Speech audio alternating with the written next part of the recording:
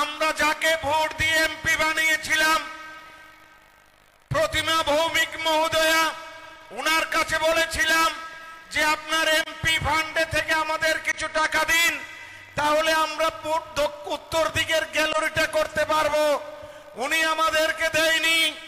তারপর আমরা যাকে ভোট দিয়ে পাস করেছি বিপ্লব দেব মহোদয় এমপি, তিনিও উনাকে বলেছিলাম যে আমাদের কিছু টাকা দেওয়ার জন্য দেয়নি।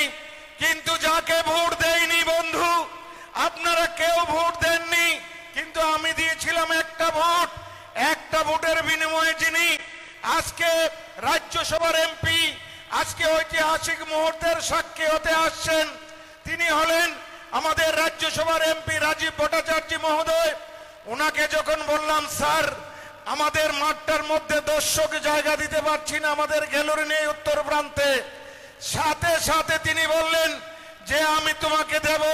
ওনার এমপি ফান্ড থেকে 50 লক্ষ টাকা আমাদেরকে দিয়েছেন ওই উত্তর দিকের গ্যালারিটা করার জন্য বন্ধু।